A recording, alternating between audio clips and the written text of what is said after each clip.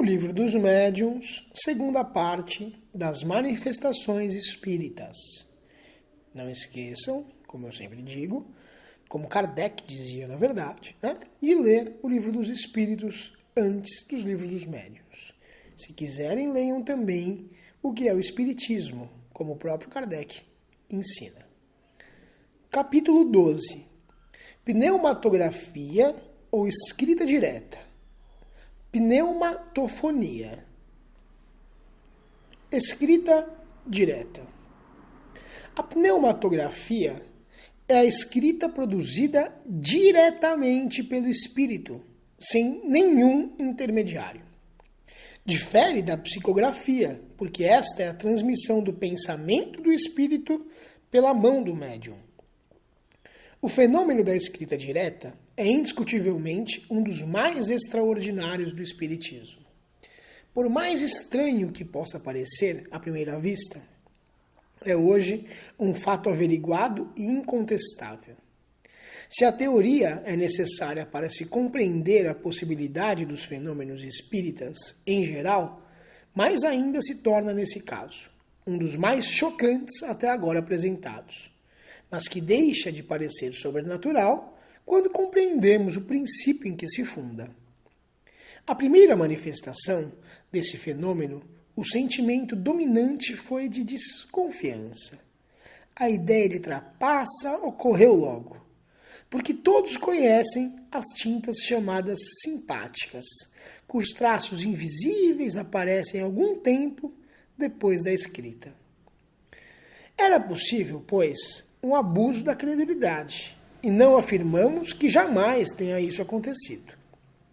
Estamos mesmo convencidos de que algumas pessoas, por interesse mercenário, por amor próprio ou para impor a crença nos seus poderes, tenham usado subterfúgios. Mas não se pode imitar alguma coisa? Mas se pode. Novamente. Vamos lá, respira. Mas, por se poder imitar alguma coisa, é absurdo concluir que ela não exista. Não se conseguiu, nos últimos tempos, encontrar um meio de imitar a lucidez sonambúlica, a ponto de causar ilusão? E por ter esse processo habilidoso ocorrido no mundo, devemos concluir que não há sonâmbulos verdadeiros? Porque alguns comerciantes vendem vinho alterado, devemos dizer que não existe o vinho puro? Acontece o mesmo com a escrita direta. Entretanto, as precauções para assegurar a realidade do fato são muito simples e fáceis. Graças a elas, hoje, não se pode ter a menor dúvida a respeito. Desde que a possibilidade de escrever sem intermédio é um dos atributos dos espíritos, que estes sempre existiram e em todos os tempos produziram os diversos fenômenos que conhecemos, devem ter produzido a escrita direta na antiguidade tão bem como hoje. E é assim que se pode explicar a aparição das 3 palavras do festim de Baltazar. A Idade Média, tão fecunda em prodígios ocultos que as fogueiras abafavam, deve ter conhecido também a escrita direta. Talvez mesmo se pudesse encontrar na teoria das modificações que os espíritos produzem na matéria que desenvolvemos no capítulo 8, o princípio da crença medieval na transmutação dos metais.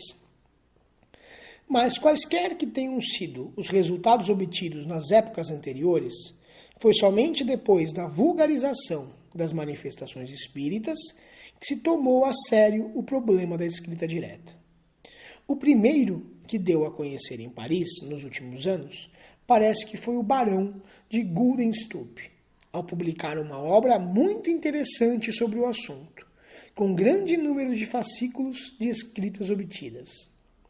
O fenômeno já era conhecido na América há algum tempo.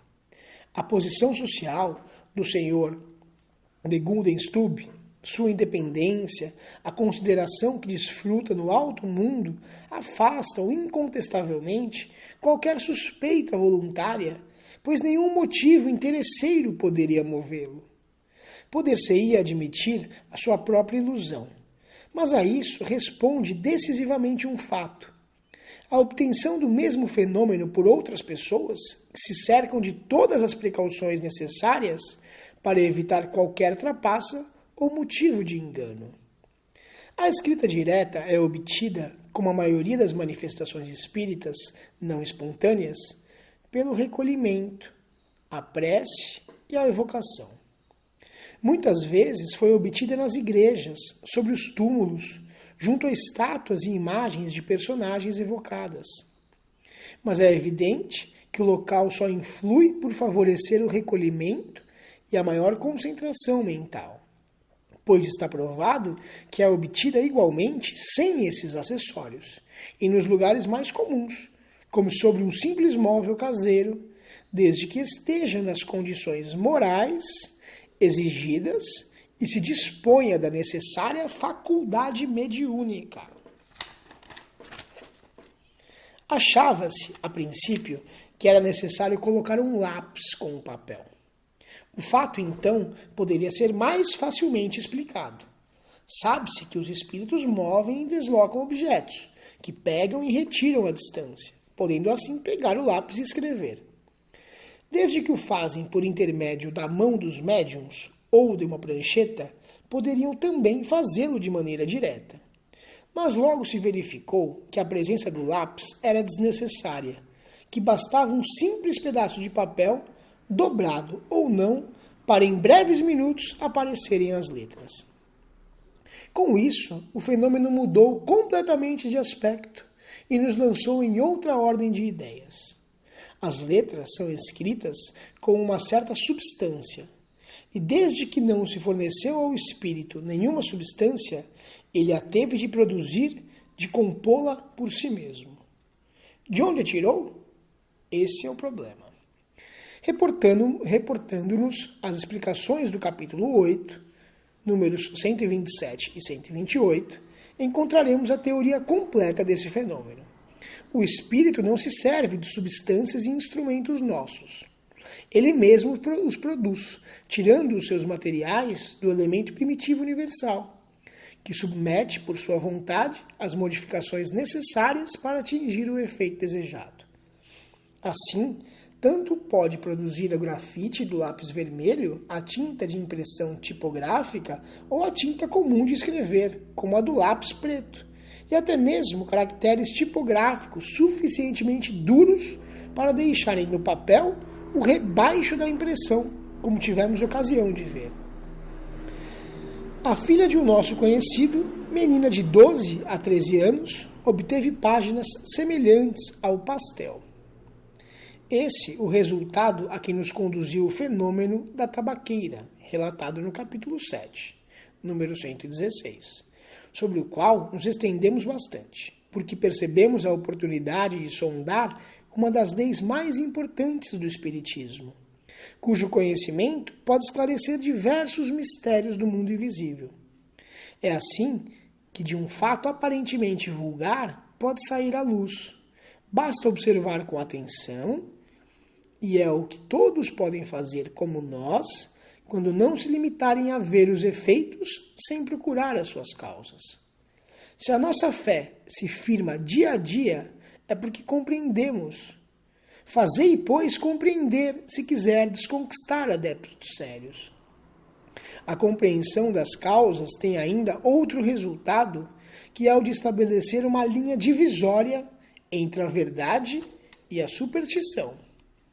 Se considerarmos a escrita direta quanto às vantagens que pode oferecer, diremos que até o presente a sua principal utilidade consiste na constatação material de um fato importante.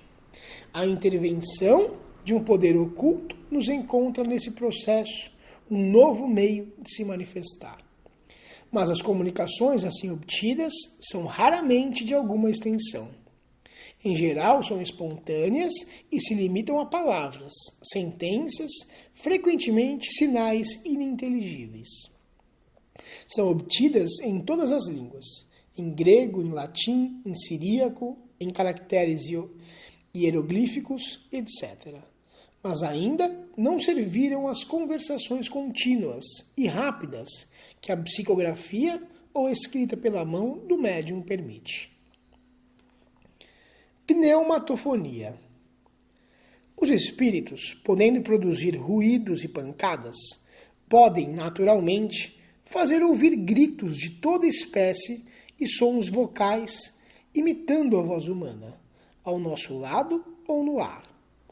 É esse fenômeno que designamos pelo nome de pneumatofonia. Segundo o que conhecemos da natureza dos espíritos, podemos supor que alguns deles, quando de ordem inferior, iludem-se com isso e acreditam falar, como quando viviam. Ver na Revista Espírita, fevereiro de 1858, a história do fantasma da senhora Clairon.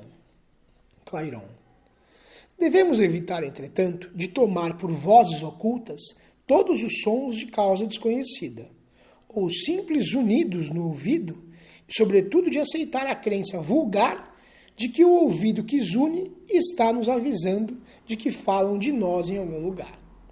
Esses zunidos, de causa puramente fisiológica, não têm, aliás, nenhum sentido, enquanto os sons na pneumatofonia exprimem pensamentos e somente por isso podemos reconhecer que tem uma causa inteligente e não acidental. Podemos estabelecer como princípio que apenas os efeitos notoriamente inteligentes podem atestar a intervenção dos espíritos. Quanto aos outros, há pelo menos 100 possibilidades contra uma de serem produzidos por causas fortuitas. Acontece muito frequentemente ouvirmos, meio adormecidos, pronunciarem distintamente palavras, nomes, às vezes até mesmo frases inteiras, e isso de maneira tão forte que acordamos sobressaltados. Embora possa acontecer que certas ocasiões sejam realmente uma manifestação, nada há de tão positivo nesse fenômeno que não o possamos atribuir a uma causa semelhante à que expusemos na teoria da alucinação. De resto, o que se ouve nesse estado não tem nenhuma consequência.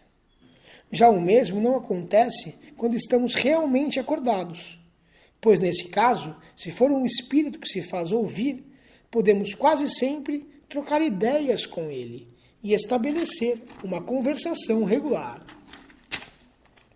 Os sons espíritas ou pneumatofônicos manifestam-se por duas maneiras bem distintas. É às vezes uma voz interna que ressoa em nosso foro íntimo. E embora as palavras sejam claras e distintas, nada tem de material. De outras vezes, as palavras são exteriores e tão distintamente articuladas como se proviessem de uma pessoa ao nosso lado. De qualquer maneira que se produza, o fenômeno de pneumatofonia é quase sempre espontâneo e só muito raramente pode ser provocado.